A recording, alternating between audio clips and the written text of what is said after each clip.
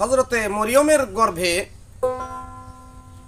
ঈসা নবীকে আল্লাহ যখন পাঠাইলেন, মা মরিয়ম সন্তান গর্ভে আসার পরে নিজেই পরচিন্তিত হয়ে পড়লেন যে আমি লোকের মুখ দেখাবো কেমন করে। সারা দেশে হই হুলস্থুল আরম্ভ হয়ে গেল।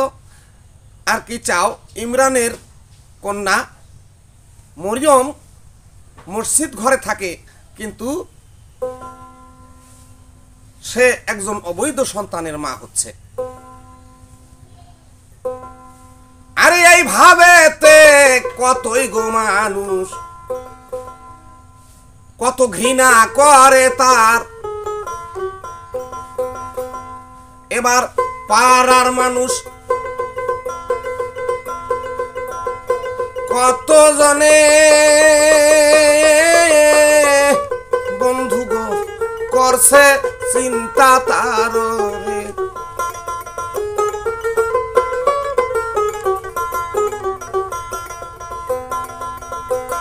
কত মানুষ ভিড় পড়িল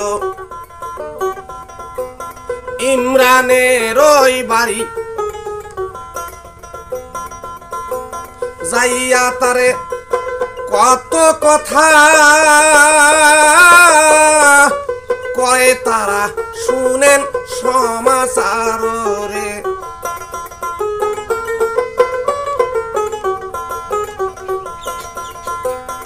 ইমরান মানুষের কথা গো শুই না,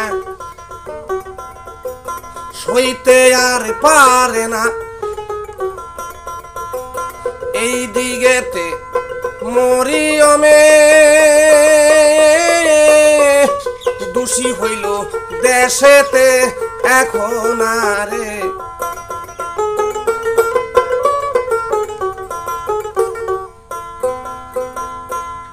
মানুষের মুখে মুখে কথা উঠে গেছে যে পিতা ছাড়া কিভাবে এই সন্তান জন্মিতে পারে মরিয়মের গর্ভে।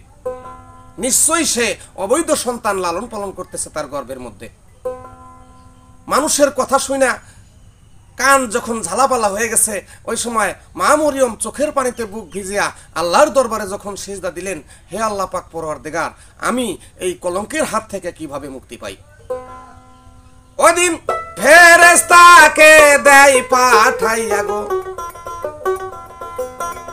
আমার আপে মালেক সাই। ফেরেশতা জিব রাইলে বলে মরিয়ম কোন চিন্তা তোমার নাই রে।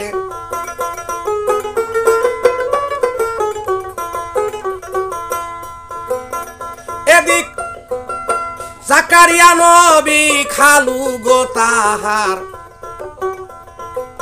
বড়ই প্রেশান হলো। লোকজনে তারে সন্দেহ করে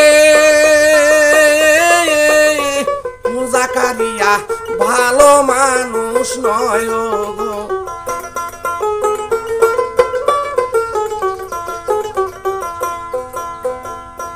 ওই দেশের মানুষ কত মানুষ তারা জাকারিয়া নবীকে সন্দেহ করতেছে।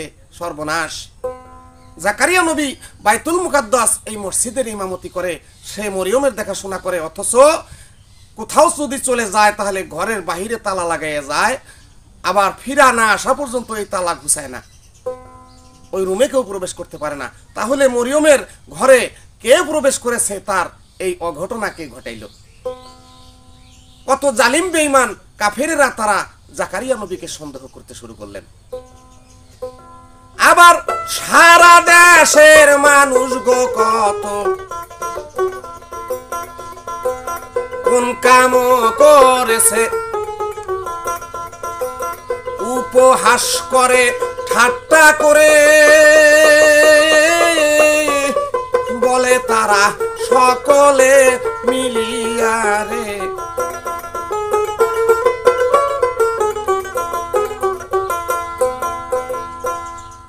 অনেক মানুষ বলতেছে এরকম পাপিষ্ট ব্যক্তি এরকম অবৈধ কাজকর্ম করেছে, এদেরকে এই এলাকায় থাকতে দেওয়া ঠিক নয়। মানুষজন কি করতেছেন, এমন সময় এসে গেল একদিন, কিছুগুলো যুবক সন্তান, তারা 40 জন সংখ্যায়, মা মরিয়ম যেই জায়গায় মসজিদের মধ্যে থাকে, মা মরিয়মকে দেখাইয়া দেখাইয়া তারা কি করতেছে, তারা স্কুলে লেখাপড়া করে বা মাদ্রাসায়, তারা বই পুস্তকগুলোকে তাদের হাতে না নিয়ে তারা পেটের ভিতরে, পেটের উপরে রাখলেন, কাপড় দিয়া উপর দিক দিয়ে ঢাকনি দিয়া তারা পেটখানাকে উঁচু করে মা মরিয়মকে লজ্জা দেওয়ার জন্য তারা অট্ট হাসি হাসতেছে আর মা মরিয়মের সামন দিয়ে যাচ্ছে, যেন একজন গর্ভবতী নারীর যেমন পেটখানা উঁচু দেখা যায়। আরে মা মরিয়ম এই নাগো দৃশ্য দেখে কান্দিতে লাগিল, কি করিব ও গো আমার, আপে আল্লাহ তোমায় আমি বলি গো।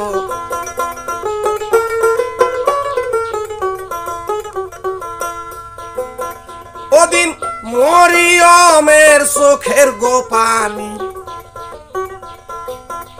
আল্লাহ সইতে পারে না, সাথে সাথে আল্লাহ তাআলা কি খেলা খেলছে শুনেন ঘটনা রে।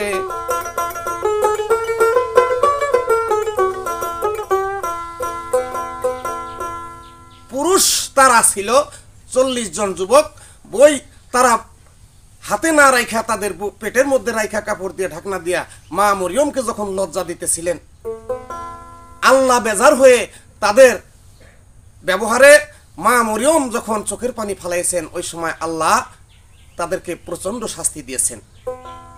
এই যে 40 যুবক নারী গো হইল, তারা গর্ভ ধারণ করিল, সত্যি সত্যি গর্ভবতী নারী হইয়া দেশেতে দেখাইল রে।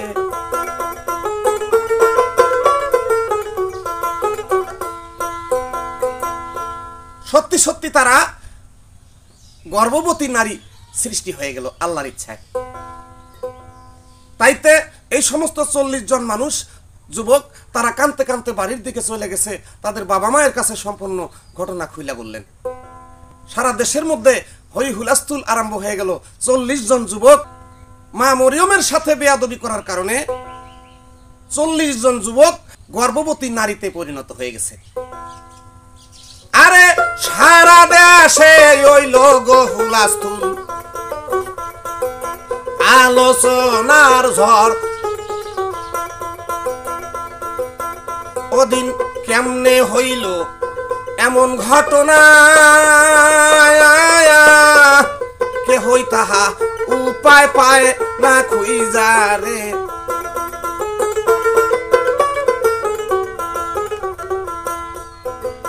কি কারণে তারা যুবক ছেলে হইয়া নারী হইল আর গর্ভবতী নারী হইল, এইটা কেহ বুঝে না সংসারে রে।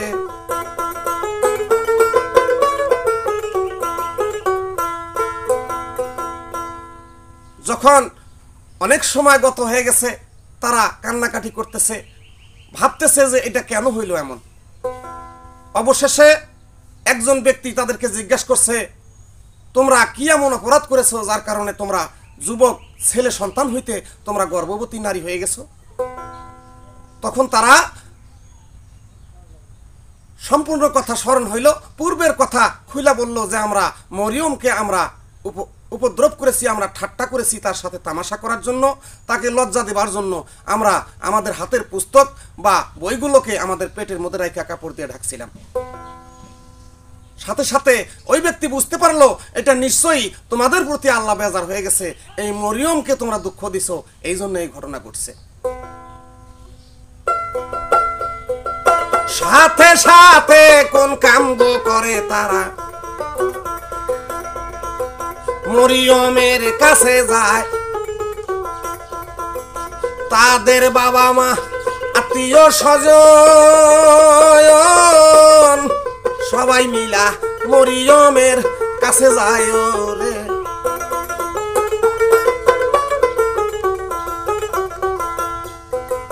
যাইয়া তারা ক্ষমা গোসাইল মরিয়মের ঠাই, ভুল কইরাছে মোদের সন্তানেরা, ও মরিয়ম ক্ষমা দেও করিয়া রে।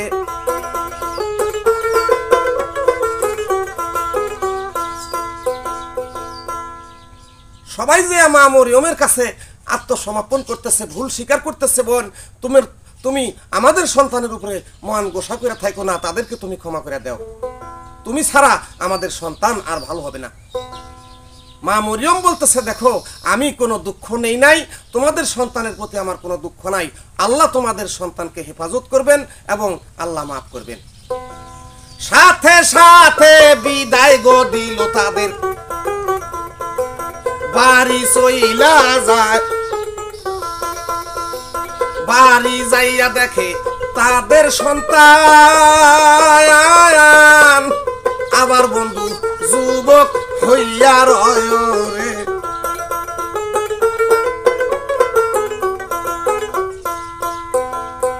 তারপর হঠাৎ একদিন মরিয়মের এক খালাতো ভাই ছিল, তার নাম ছিল ইউসুফ।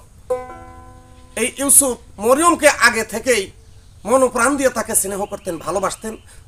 মরিয়মের সাথে এই ইউসুফ অনেক সম্পর্ক করার জন্য, প্রেম করার জন্য চিন্তা ভাবনা করেছিলেন, কিন্তু মা মরিয়ম তাকে কোনো সুযোগ দেয় নাই। কিন্তু ওই ইউসুফ বরাবর এ পর্যন্ত তাকে ভালোই বাসে।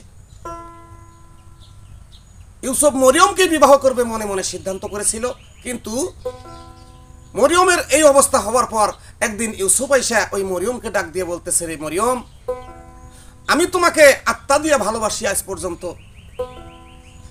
তোমাকে আমি বিবাহের পয়গামও দিয়েছি, তোমাকে ভালোবাসার পয়গামও দিয়েছি, তুমি আমার সাথে বিবাহ হইলে তুমি সারাটা জীবন সুখে শান্তিতে থাকতে পারতে। আর তুমি পবিত্র কাবা মসজিদ ঘরের মধ্যে থাইকা তুমি যে অপরাধে জড়িত হয়ে গেছো, আজকে তোমার জন্য আমরা মুখ দেখাইতে পারি না দেশে গো, হইলা কলঙ্কি এক নারী। সিসি বলে বলছে কথা মরিয়ম, লজ্জায় আমি মরি রে।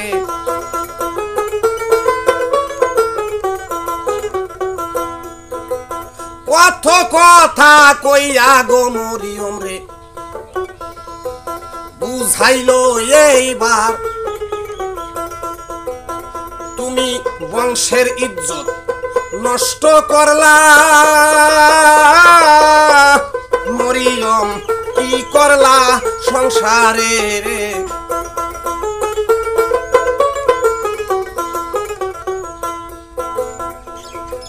মা মরিয়ম কয় না গো কথা, ছাড়ে চোখের পানি। অবশেষে বলে তাকে,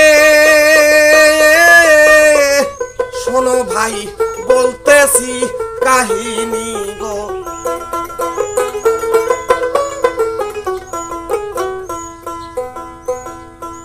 দেখো ভাই ইউসুফ, তুমি আমার খালাতো ভাই, তুমি আমাকে বিবাহের পয়গাম দিয়েছিলে, তুমি আমাকে ভালোবাসার পয়গাম দিয়েছিলে, তুমি কোনো অপরাধ করো নাই, তবে আমিও কোনো অপরাধ করি নাই। আমি জানি না যে কিভাবে আমার গর্ভে সন্তান এসেছে, তবে আমি কোনো পাপ করি নাই। ইউসুফ মরিয়মের সাথে কথাবার্তা যখন অনেক হয়ে গেল, তখন মরিয়ম সত্য কথা খুলে বলল যে, দেখো ভাই ইউসুফ, আল্লাহ প্রদত্তভাবে আল্লাহ তাআলা পাক রব্বুল আলামিন তার ফেরেশতা জিবরাইলের মারফতে আমাকে এই সন্তান দান করেছে। তখন ইউসুফ বলতেছে, দেখো মরিয়ম, মিথ্যা কথা বলার জায়গা পাও না। মরিয়ম বলতেছে, আমি মিথ্যা বলি নাই। ইউসুফ বলতেছে, বেশ, তোমার কথা আমার বিশ্বাস হয় না, তবুও একটা কথা বলে রাখি, তোমার কথা যদি সত্য হয়ে থাকে তাহলে আজীবন আমি তোমাকে ভালোবাসা যাব। আর তোমার জন্য আমি সহযোগিতা করার চেষ্টা করব। আর যদি তোমার কথা মিথ্যা হয় তাহলে তোমার জন্য আমার ঘৃণা সারা জীবন থেকে যাবে। আরে এই কথা কই আরে ইউসুফ চলে যায় এইবার এইভাবেতে কিছুদিন বন্ধু গো গেছে তার কাটিয়া রে।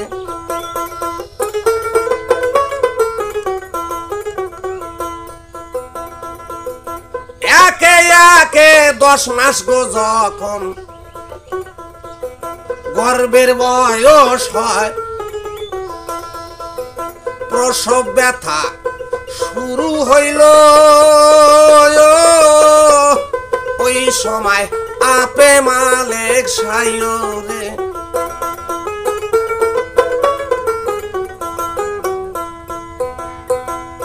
আল্লাহ তাআলা পাক রব্বুল আলামিন ফেরেশতা জিবরাইলকে দিয়ে মা মরিয়মকে সংবাদ পাঠাইলো, হে মা, তোমার গর্ভের সন্তান আজকে ভূমিষ্ঠ হবে। তুমি এখান থেকে কাবা এই বাইতুল মুকাদ্দাস থেকে তুমি বাহির হইয়া একটু দূরে চলে যাও। মা মরিয়ম প্রসব বেদনা উঠতেছে, এই সময় কাবা বাইতুল মুকাদ্দাস থেকে বাহির হইয়া অনেক দূরে চলে গেলেন। একটা খেজুর গাছের নিচে যাইয়া মা বসলেন। আরে প্রসব ব্যথা হইল গো শুরু, সইতে পারে না, এমন জায়গায় গেছে মরিয়ম, কোন প্রকার মানুষ তো দেখে না রে।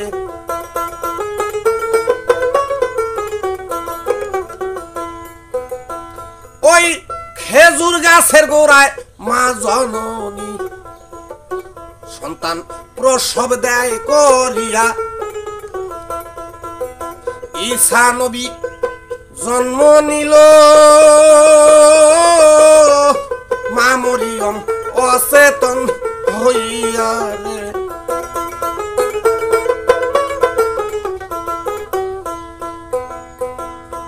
আল্লাহর নবী ঈসা আলাইহিস সালাম ওই জায়গায় যখন জন্ম নিলেন, মা মরিয়ম কিছুক্ষণের মধ্যে সুস্থ হইলেন। এবার কলিজা তার পিপাসায় জ্বলতেছে, তার পানির পিপাসা হলো, বড় ক্ষুধা লাগলো, কিন্তু কে তাকে এই সময় এই নিদানের সময় সহযোগিতা করবে? আল্লাহ বলে, যাও জিবরাইল তুমি দেরি আর কইরো না, মরিয়মের কাছে যাও চলিয়া,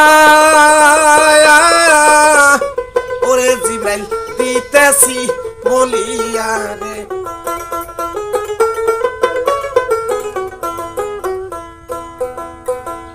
আল্লাহ তাআলা পাক রব্বুল আলামিন ফেরেশতা জিবরাইলকে পাঠিয়ে দিল মা মরিয়মের কাছে। ফেরেশতা জিবরাইল আইসা এবার মা মরিয়মকে সালাম দিয়া ওইখানে উপস্থিত হইলেন এবং যে খেজুর গাছের নিচে মা মরিয়ম বসেছিল ওই খেজুর গাছের মাথাটাকে এমন ভাবে হালাইয়া ধরলেন। মা মরিয়মকে হুকুম করলো, মা তুমি এখান থেকে ফল ছিঁড়ে খেজুর ছিঁড়ে তুমি আহার করো। আর ফেরেশতা জিবরাইল তার অলৌকিক কুদরতের বা ক্ষমতার বলে আল্লাহর হুকুমে সুন্দর একটা লহরের সৃষ্টি করে দিলেন পাশেই। এত পানি যাইতে গয়াছে ওই ঝর্ণাতে, আর সুন্দর ঝর্ণা দেখে মা মরিয়ম নিদান কালে পানি খাইল তার রে।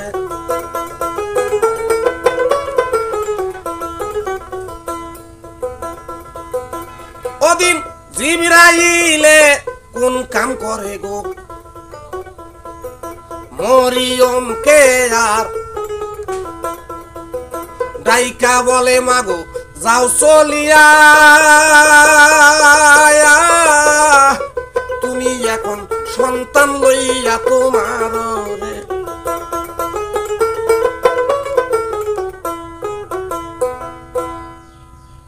মা তুমি তোমার সন্তানকে নিয়ে এখন তুমি বাইতুল মুকাদ্দাসে চলে যাও, তোমার বাবার বাড়ির কাছে চলে যাও।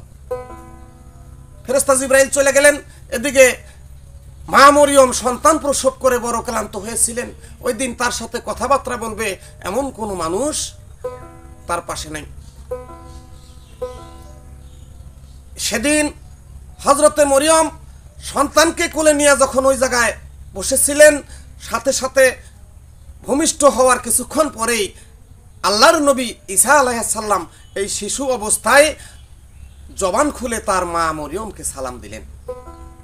সালাম দিয়ে বলতেছে, মা জননী, এই পৃথিবীর মালিক আল্লাহ তাআলা পাক রব্বুল আলামিন আমাকে তোমার গর্ভে পয়দা করেছেন এবং তোমার গর্ভ হতে প্রসব করাইয়াছেন। এই পৃথিবী আমাকে দেখাইয়াছেন, সেই আল্লাহ তাআলার প্রতি আমার শুকরিয়া জানাই এবং তোমার প্রতি আমার ভক্তি ভরা সালাম চুম্বন যে তোমার মতো মায়ের গর্ভে আমার জায়গা হয়েছে। এজন্য আমি আল্লাহর দরবারে শুকরিয়া করি। মাগো, চিন্তা করো না, অচিরেই আমি অতি তাড়াতাড়ি তোমার কোলে জন্ম নিয়েছি, এই জন্য যে আমি আল্লাহর একজন নবী হয়ে একখানা কিতাবের অধিকার নিয়ে এই জগতে প্রেরণ হয়েছি। চলো মাগো, যেখানে মনে চায় তুমি লইয়া যাও আমায়। মা মরিয়ম ঈসা নবীকে কোলে লইয়া শুনেন তার ঘটনা রে।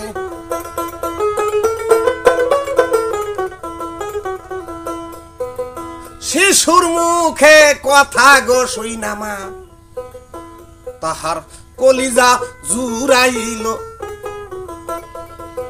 সাথে সাথে মুখে চুমা দিয়া রে মরিয়ম বুকে টাইনা নিল রে।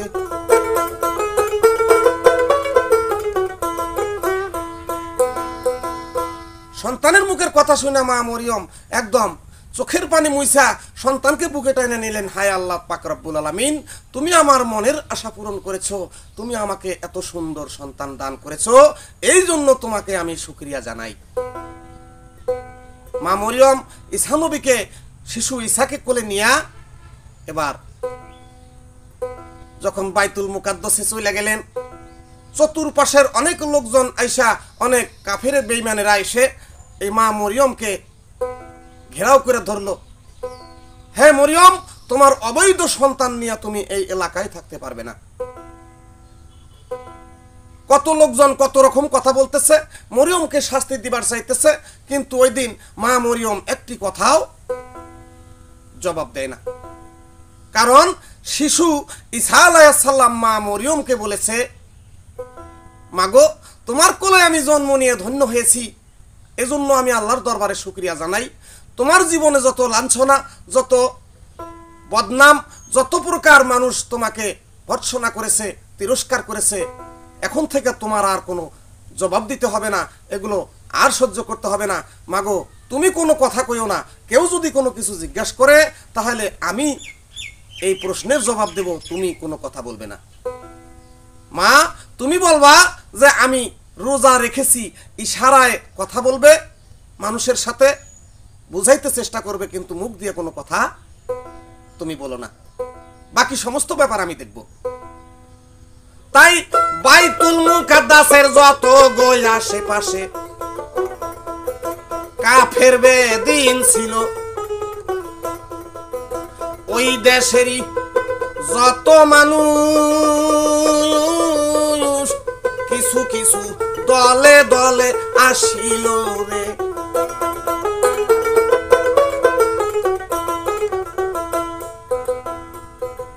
মরিয়মের ঘিরাও করে ধইরা গালাগালি করে, না পাক বলে ঘোষণা দিচ্ছে, মরিয়মকে শুনে যান সকলে রে।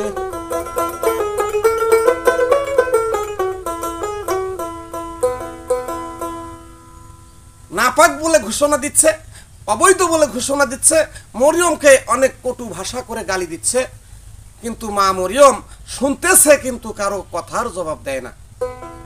যখন জবাব দেয় না, তখন ওই দেশের মানুষ বলতেছে, রে মরিয়ম, তুমি পাপিষ্ট নারী, এই গ্রাম থেকে বাহির হয়ে যাও, তুমি আমাদের কথার জবাব দিচ্ছ না কেন?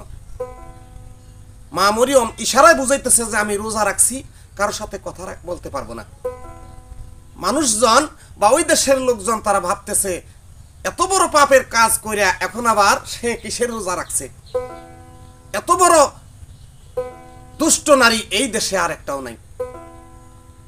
তখন যখন মা মরিয়মের ভাষা বুঝা তারা গালাগালি আরো বেশি করতে লাগলেন, ওই সময়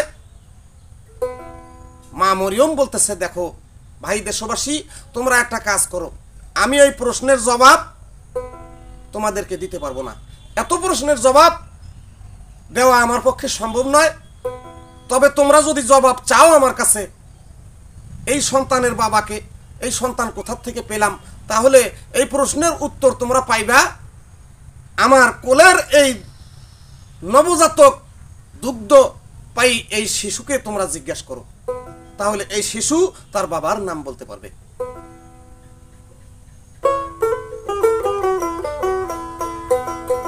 লোকজন চিন্তা করে সর্বনাশ, এই মরিয়মের মাথা নষ্ট হয়ে গেছে। আমাদের তো মাথা নষ্ট হয় নাই, কারণ আজকে জন্ম নিল সেই শিশু কেমন করে আবার কথা বলবে আমার সাথে, আমাদেরকে কেমন করে জবাব দেবে যে তার পরিচয় কি। আবার কেউ কেউ অট্ট হাসি দিতে লাগলো এবং ঠাট্টা করে বলতে লাগলো, ওই সন্তানকে চিৎকার দিয়ে বলতেছে, এ সন্তান বলো দেখি, তোমার মা তো বলছে তুমি নাকি কথা বলবা, তুমি বলো তো দেখি তোমার বাবাকে। ওই দিন কথা শুই না সাথে গো সাথে শিশু ঈসা নবী আর মায়ের কোল হইতে বলে কথা, ঈসা নবীর শুনেন সমাচার রে।